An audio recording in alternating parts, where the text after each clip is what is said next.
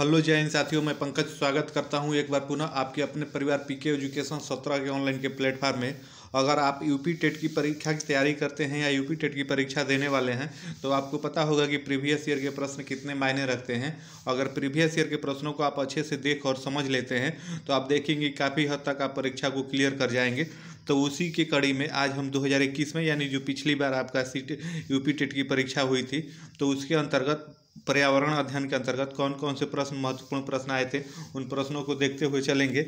आप एक बार अच्छे से देख और समझ लेंगे तो इससे आपका फ़ायदा ये होगा कि इससे जुड़ा हुआ कोई भी प्रश्न आगामी परीक्षा में आपको बनेगा, इस बार की परीक्षा में, तो आप आसानी से उसे सही कर जाएंगे। तो आइए पहले प्रश्न को देखते हैं। तो पहला प्रश्न देखेंगे, आपसे पूछा है कि सर्वाधिक जैव विविधता पाई जाती है, कहाँ पाई जाती है, आपको वो बताना है। आपके ऑप्शन यहाँ पे देखेंगे, फूलों की घाटी पहला ऑप्शन दिया हुआ, उस दूसरा आपका दोरांग घाटी में दिया हुआ है, शांत घाटी में दिया है, सुरमा घाटी में दिया हुआ है। हम आपको वही विकल्प सही बताएंगे जो आयोग ने माना था। आप देखेंगे कि 2 से 4 प्रश्नों पर विवाद भी था, लेकिन फिर भी जो आयोग ने सही माना उसी प्रश्न के आंसर को देखते हुए हम चलेंगे। तो आपका इसमें दूसरा विकल्प दोरांग घाटी दिया हुआ है, तो वो विकल्प इसमें सही हो जाएगा। वही दूसरे प्रश्न की बात करें तो दूसरे प्रश्न में देखेंगे, आपसे पूछा है एलपीजी के संदर्भ में क्या असत्य है। आपको ये बताना है कि एलपीजी के संदर्भ में आपका क्या असत्य है, यानी गलत कथन आपको बताना है। तो देखेंगे पहला आपका ऑप्शन बना है यहाँ पे, एक स्वच्छ ईंधन है, मीथेन उत्सर्जन करने वाला है आपका। उसके बाद तीसरा ऑप्शन देखेंगे, नीले ज्वाला से जलने वाला है। उसके बाद उच्च उसमें मान है। आपको इसमें ये बताना है कि कौन सा गलत है। तो ये जो पहला आपका दिया हुआ है कि एक स्वच्छ ईंधन है, तो यही आपका असत्य है। तो इसमें विकल्प आपका पहला ही सही हो जाएगा। आइए वही अगले प्रश्न को देखते हैं। तो अगले में देखेंगे, आपसे पूछा है पारिस्थितिकी तंत्र के घटक हैं। पारिस्थितिकी तंत्र के घटक के बारे में आपसे पूछा है इसमें। तो पहला आपका ऑप्शन दिया हुआ है पौधे एवं तथा जंतु। दूसरा आपका उत्पादक, उपभोक्ता एवं अपघटक। तीसरा देखेंगे उत्पादक एवं उपभोक्ता। आपका चौथा यहाँ पे ऑप्शन बना है जैविक तथा अजैविक पदार्थ। तो आपको इसमें ये बताना है कि पारिस्थितिकी तंत्र के घटक कौन है। तो जो आपका उत्पादक होता है, उपभोक्ता होता है, अपघटक, ये तीनों आ जाते हैं आपके पारिस्थितिकी तंत्र के अंतर्गत। तो इसलिए आपका विकल्प इसमें दूसरा सही हो जाएगा। आइए अगले प्रश्न को देखते हैं। तो अगले में देखेंगे, आपसे पूछा है मकर रेखा है। आपको ये बताना है मकर रेखा क्या है। तो आप देखेंगे 23 सही 1/2 अंश साउथ जो होता है वही आपका मकर रेखा के अंतर्गत आता है। तो इसलिए आपका इसमें विकल्प तीसरा सही हो जाएगा। ये प्रीवियस ईयर का प्रश्न है, जो आपके 2021 की परीक्षा जो आपकी यूपी टेट हुई थी उसमें आए हुए ये सारे प्रश्न हैं, उसी का पेपर है ये। तो प्रीवियस ईयर के प्रश्न काफ़ी मायने रखते हैं। आप देखेंगे यूपी टेट और सी टेट दोनों ऐसी परीक्षा है जिसमें प्रीवियस ईयर के प्रश्न हूबहू एडिटेड रिपीट हो जाते हैं। तो इन प्रश्नों को आप एक बार अच्छे से देख और समझ लीजिएगा, आपके लिए काफ़ी फायदेमंद होगा आगामी यूपी टेट की परीक्षा में। आइए आगे देखते हैं, अगले प्रश्न को देखते हैं। तो अगले में देखेंगे, आपसे पूछा है इकोसिस्टम शब्द का सर्वप्रथम प्रयोग किसने किया। आपको ये बताना है इसमें। तो आप देखेंगे कि आपके ऑप्शन यहाँ पे दिए हुए हैं, डॉक्टर R.D. मिश्रा। उसके बाद दूसरा आप देखेंगे डॉक्टर बिटाकर दिया हुआ है। उसके बाद तीसरा आपका डॉक्टर उद्धम, और आपका चौथा ऑप्शन दिया हुआ है डॉक्टर A.G. टांसले। तो आपका ये चौथा ही विकल्प सही हो जाएगा, डॉक्टर A.G. टांसले। तो इस प्रकार से इसमें आपका चौथा विकल्प सही है। वही अगले प्रश्न की बात करें तो अगले में देखेंगे, पूछा है आपसे कि निम्न में से कहाँ आर्सेनिक द्वारा जल प्रदूषण सर्वाधिक है। आपको वो राज्य बताना है। तो आपके ऑप्शन यहाँ पे बना है उत्तर प्रदेश में, उसके बाद आपके पश्चिम बंगाल में, आपका तीसरा बिहार में, उसके बाद मध्य प्रदेश में। तो इसमें आयोग ने आपका उत्तर प्रदेश माना था, यानी पहला ही विकल्प सही माना था। तो इस प्रकार से आपका इसमें पहला सही हो जाएगा। आइए वही अगले प्रश्न को देखते हैं।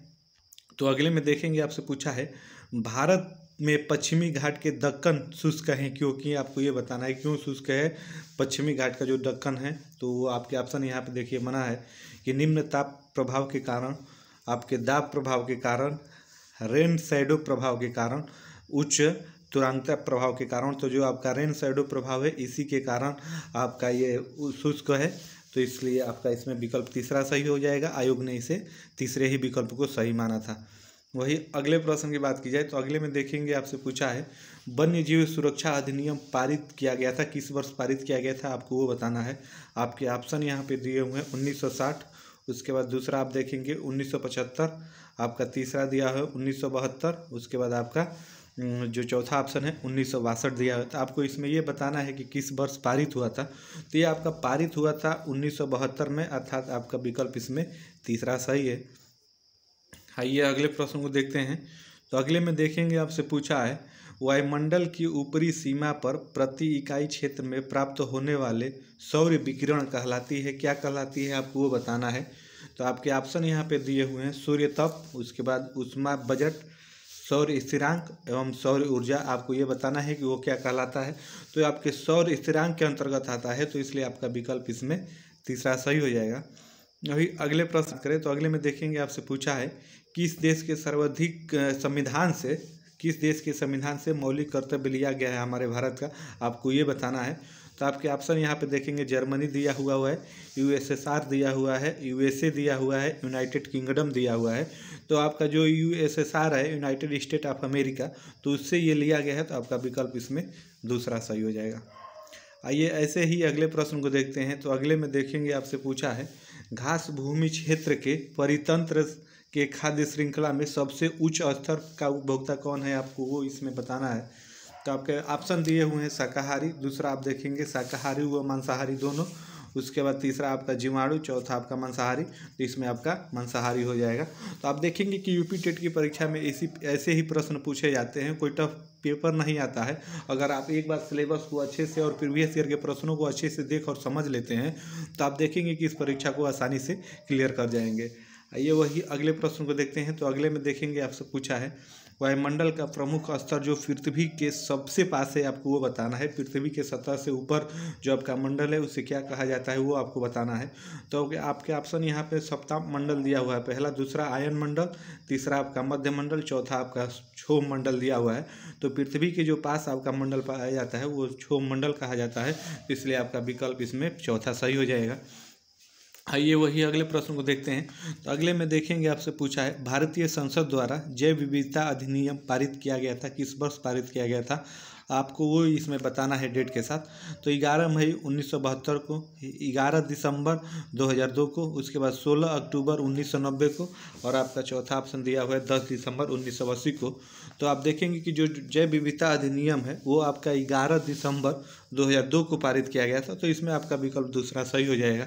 तो इसी प्रकार से आपके प्रश्न आते हैं यूपी टेट की परीक्षा में, आप देख भी सकते हैं प्रीवियस वर्षों में ऐसे ही प्रश्न पूछे गए हैं। आइए वही अगले प्रश्न को देख लेते हैं। तो निम्नलिखित में से कौन सी कृषि करने की प्रक्रिया में पर्यावरण संरक्षण में सहायक है, आपको ये बताना है। पर्यावरण के संरक्षण में कौन सी कृषि आपकी सहायक है। तो आपके पहला ऑप्शन दिया हुआ है शिफ्टिंग खेती, उसके बाद जैविक खेती, और उसके बाद अधिक उपज किस्म की खेती, और उसके बाद आपका ग्लास हाउस से पौधे लगाना। तो यहाँ पे आप ऑप्शन देख के भी समझ सकते हैं। आपको 2 से 4 प्रश्न हर तो शिफ्ट में आपको ऐसे मिलेंगे कि आप अगर विकल्प को अच्छे से देख और समझ लेते हैं तो विकल्प के हिसाब से ही आप वहाँ पे प्रश्नों को सही कर जाएंगे। तो आप यहाँ पे देख सकते हैं शिफ्टिंग खेती का मतलब ये होता है कि एक स्थान से दूसरे स्थान तक जाके जो लोग खेती करते हैं उसे शिफ्टिंग खेती कहते हैं। और जो अधिक उपज किस्म की खेती तो ये आपका होगा नहीं, ग्लास हाउस में पौधे लगाना ये होगा नहीं, तो एक जैविक खेती बचता है। तो आपका विकल्प इसमें दूसरा सही हो जाएगा। आयोग ने भी दूसरे ही विकल्प को सही माना था। वही अगले प्रश्न की बात करें तो अगले में देखेंगे आपसे पूछा है अम्लीय वर्षा संबंधित है, किससे संबंधित है, आपको ये बताना है। तो आपके इसमें ऑप्शन दिए हैं हाइड्रोक्लोरिक एसिड से, उसके बाद बोरिक अम्ल से, उसके बाद एसिटिक एसिड से, उसके बाद सल्फ्यूरिक एसिड से। तो आपका यही चौथा विकल्प सही हो जाएगा। तो आप देखेंगे इसी प्रकार के प्रश्न पूछे जाते हैं, आप एक बार अच्छे से देख और समझ लीजिएगा प्रीवियस ईयर के सारे प्रश्नों को, तो आपके लिए काफ़ी फायदेमंद होगा। WWF से आशय है, यानी WWF का आपको फुल फॉर्म बताना है कि क्या कहा जाता है। तो आप इसमें देखेंगे इसमें कन्फ्यूजन था, लेकिन जो आयोग ने जो विकल्प को सही माना था उसी को हम सही मानते हुए चलेंगे। तो इसमें आयोग ने आप देखेंगे वर्ल्ड वाइड जो फंड होता है उसको सही माना था, यानी पहला ही विकल्प को सही माना था। तो इस प्रकार से इसमें ये सही हो जाएगा। फूलों की घाटी अवस्थित है, यानी फूलों की घाटी किसे कहा जाता है, आपको ये बताना है इसमें। तो आपके ऑप्शन दिए हुए हैं जम्मू कश्मीर, दूसरा आपका उत्तराखंड, उसके बाद सिक्किम, हिमाचल प्रदेश। तो जो आपका दूसरा ऑप्शन है उत्तराखंड को आप देखेंगे फूलों की घाटी कहा जाता है। तो इस प्रकार से इसमें आपका दूसरा विकल्प सही हो जाएगा। आइए वही अगले प्रश्न को देख लेते हैं। तो अगले प्रश्न में देखेंगे आपसे पूछा है कि भारत में निम्नलिखित में से कौन सी एजेंसी मुख्य रूप से प्रदूषण के मापन से संबंधित है, आपको ये बताना है कि प्रदूषण का जो मापन होता है किसी भी शहर का, तो वो कौन सी एजेंसी करती है, आपको वो बताना है। तो आप देखेंगे कि आपके ऑप्शन यहाँ पे दिया हुआ है ग्रीन ट्रिब्यूनल, उसके बाद आपके सर्वे ऑफ इंडिया, तीसरा आपका विकल्प केंद्रीय जल आयोग दिया हुआ है, और चौथे की बात करें तो चौथे में केंद्रीय प्रदूषण नियंत्रण बोर्ड। तो आपका इसमें चौथा ही विकल्प आपका सही हो जाएगा। आइए वही अगले प्रश्न को देखते हैं। तो अगले में देखेंगे, आपसे पूछा है कोटोपास की एक जागृति ज्वालामुखी है जो अवस्थित है, यानी कहाँ स्थित है, आपको वो बताना है। तो आप देखेंगे सिसिली में, उसके बाद रॉकीज में, उसके बाद एंडीज में, उसके बाद हवाई में। तो एंडीज पर्वत श्रेणी में ये आपका स्थित है, तो इसलिए आपका विकल्प इसमें तीसरा सही हो जाएगा, जिसे आयोग ने माना था। वही अगले प्रश्न की बात करें तो अगले में देखेंगे, आपसे पूछा है तिब्बत में जो सांगपो नदी है भारत में किस नाम से जानी जाती है, आपको वो बताना है। गंगा के नाम से जानी जाती है, सिंधु के नाम से जानी जाती है, ये ब्रह्मपुत्रा के नाम से जानी जाती है, कि यमुना के नाम से जानी जाती है। तो भारत में आके वो यमुना के नाम से जानी जाती है, तो इसमें आपका विकल्प चौथा सही हो जाएगा। प्रश्न को देखें तो अगले प्रश्न में देखेंगे, आपसे पूछा है ध्रुव तारा कहा जाता है, ध्रुव तारा किसे कहा जाता है, आपको वो बताना है। तो आपके ऑप्शन यहाँ पे दिए हैं उत्तरी तारे को, उसके बाद पश्चिमी तारे को, पूर्वी तारे को और दक्षिणी तारे को। तो आप देखेंगे कि जो पश्चिमी तारा होता है उसे ही ध्रुव का तारा कहा जाता है, तो इसमें विकल्प आपका दूसरा सही हो जाएगा। वही अगले प्रश्न की बात करें तो अगले प्रश्न में देखेंगे, आपसे पूछा है भारत में प्रोजेक्ट टाइगर आरंभ किया गया था, किस वर्ष आरंभ किया गया था, आपको ये बताना है। तो आपके ऑप्शन यहाँ पे दिए हैं 1972 में, 1985 में, 1981 में, 1973 में। तो प्रोजेक्ट टाइगर आपका 1972 में शुरू किया गया था, तो इसमें विकल्प आपका पहला सही हो जाएगा। आइए वही अगले प्रश्न को देख लेते हैं। तो अगले में देखेंगे, आपसे पूछा है कान्हा राष्ट्रीय उद्यान भारत के किस राज्य में स्थित है, आपको ये बताना है कि आपका जो कान्हा राष्ट्रीय उद्यान है भारत के किस राज्य में स्थित है। तो आप देखेंगे कि पश्चिम बंगाल दिया हुआ है, आपका गुजरात दिया हुआ है, उसके बाद तमिलनाडु दिया हुआ है, आपका मध्य प्रदेश दिया हुआ है। तो आपको इसमें बताना है कि जो कान्हा राष्ट्रीय उद्यान है वो कहाँ है। तो आप देखेंगे कि ये मध्य प्रदेश में अवस्थित है, तो आपका विकल्प इसमें चौथा सही हो जाएगा। लखनऊ समझौता 1916 किस दो के मध्य हुआ था, आपको ये बताना है। तो आप इसमें देखेंगे आपके ऑप्शन बना है यहाँ पे, पहला कांग्रेस व मुस्लिम लीग के मध्य हुआ था, नरम दल व गरम दल के मध्य हुआ था, ब्रिटिश व भारतीयों के मध्य हुआ था, हिंदू व मुस्लिम के मध्य हुआ था, आपको ये इसमें बताना है। तो जो आपका लखनऊ समझौता है आप देखेंगे ब्रिटिश व भारतीयों के मध्य हुआ था, तो इसमें आपका विकल्प तीसरा सही हो जाएगा। आइए ऐसे ही अगले प्रश्न को देखते हैं। आप देखेंगे कि प्रीवियस ईयर के प्रश्न सीटेट की परीक्षा में काफ़ी मायने रखते हैं। जब तक आप प्रीवियस ईयर के प्रश्नों को देखेंगे नहीं, समझेंगे नहीं, तो आपको पता नहीं चल पाएगा किस लेवल से कहाँ से प्रश्न बनते हैं। और सीटेट का और यूपी टेट की परीक्षा ऐसी है, आप देखेंगे यहाँ पे प्रीवियस ईयर के प्रश्न बार बार रिपीट भी होते हैं, तो इसलिए भी प्रीवियस ईयर के प्रश्नों को देखना आपके लिए काफ़ी महत्वपूर्ण हो जाता है। आइए वही अगले प्रश्न को देखते हैं। तो अगले में देखेंगे, आपसे पूछा है जंगली गद्धों का अभ्यारण्य कहाँ है, आपको वो राज्य बताना है। तो आपके ऑप्शन यहाँ पे दिए हुए हैं राजस्थान, दूसरा आपका बिहार, उसके बाद देखेंगे मध्य प्रदेश, उसके बाद चौथा ऑप्शन बना है आपका गुजरात। तो आप देखेंगे जंगली गधे आपके गुजरात में पाए जाते हैं, तो इसलिए आपका विकल्प इसमें चौथा सही हो जाएगा, जिसे आयोग ने भी माना था। वही अगले प्रश्न की बात करें तो अगले में देखेंगे, आपसे पूछा है कार्बन डेटिंग संदर्भित करता है, यानी ये किससे संबंधित है, आपका कार्बन डेटिंग, आपको वो बताना है। तो चट्टानों की शक्ति मापन से संबंधित है, कि उसके बाद आप देखेंगे कि श्वेत पट पर लिखने के लिए कार्बन का प्रयोग जो किया जाता है उससे संबंधित है, कि प्राचीन स्थलों में मौजूद हड्डियों या सामग्रियों की आयु मापने के लिए जो किया जाता है प्रयोग उससे संबंधित है। तो आपका इसमें चौथा ही विकल्प सही हो जाएगा, जिसे आयोग ने भी माना था, तो इस प्रकार से इसमें आपका चौथा सही है। आइए वही अगले प्रश्न को देखते हैं। तो अगले में देखेंगे, आपसे पूछा है कि संविधान सभा ने कब राष्ट्रीय गान को अपनाया था, आपको ये बताना है। तो आपके ऑप्शन यहाँ पे दिए हुए हैं 20 जनवरी 1950, उसके बाद आपका दूसरा ऑप्शन दिया हुआ है कि 13 नवंबर 1949, उसके बाद आप देखेंगे चौथा आपका दिया हुआ है 21 मई 1949, 24 जनवरी 1950। आपको इसमें से ये बताना है कि किस दिन आपका संविधान जो राष्ट्रीय गान है वो अपनाया गया था। तो आपका राष्ट्रीय गाना अपनाया गया था, देखेंगे 13 नवंबर 1949 को अपनाया गया था, और तो इसलिए आपका विकल्प इसमें दूसरा सही हो जाएगा। वही अगले प्रश्न की बात करें तो अगले में देखेंगे, आपसे पूछा है बायोमैग्निफिकेशन क्या है, आपको वो बताना है। तो आप देखेंगे कि आपके ऑप्शन इसमें दिए हुए हैं, समय के साथ ऊतक में विषैले पदार्थ की बढ़ती सांद्रता को मापने के लिए किया जाता है, कंप्यूटर द्वारा चित्र के आकार में वृद्धि करने के लिए किया जाता है कि जीव के आकार में जो वृद्धि होता है उसके मापन के लिए किया जाता है। तो आप देखेंगे कि जो समय के साथ ऊतक में विषैले पदार्थ की बढ़ती सांद्रता जो बढ़ जाती है तो उसके मापन के लिए ही इसका प्रयोग किया जाता है। तो इसमें आपका ऑप्शन पहला ही विकल्प सही है। तो आइए वही अगले प्रश्न को देख लेते हैं, अंतिम 2 प्रश्नों को देख लेते हैं। तो इसमें देखेंगे आपसे पूछा है निम्नलिखित में से कौन जैव मंडल का अजैविक घटक है। आपको जैव मंडल का अजैविक घटक बताना था इसमें। तो आपका पहला ऑप्शन दिया हुआ प्रोटीन, दूसरा आपका फास्फोरस, तीसरा आपका कवक और चौथा आपका मृदा दिया हुआ है।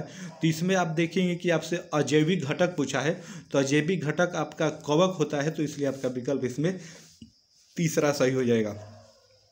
आइए वही अंतिम प्रश्न को देख लेते हैं। तो अंतिम प्रश्न में देखेंगे आपसे पूछा है कि ग्रीन पीस इंटरनेशनल का मुख्यालय आपको कहाँ अवस्थित है, किस शहर में अवस्थित है, आपको ये बताना है।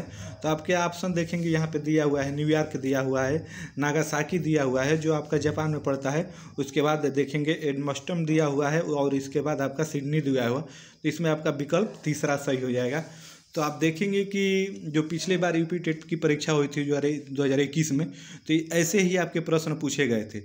तो इससे आभास ये होता है कि आप एक बार अच्छे से सिलेबस को पढ़ लेते हैं और प्रीवियस ईयर के प्रश्नों को बस आप देख लेते हैं, अच्छे से समझ लेते हैं, तो आपकी यूपी टेट की परीक्षा वैसे ही क्लियर हो जाएगी। तो कैसी लगी वीडियो आप कमेंट करके ज़रूर बताइएगा। ऐसे ही हम आपके प्रीवियस ईयर को पीछे जितने भी आपके बैक में पेपर हुए हैं सारा लाइन बाय लाइन आपको डालते रहेंगे। तो इसके लिए आप हमारे चैनल को सब्सक्राइब करके हमसे जुड़ जाइएगा। तो फिर मिलते हैं आपसे नेक्स्ट वीडियो में, तब तक के लिए आप सभी को जय हिंद, धन्यवाद।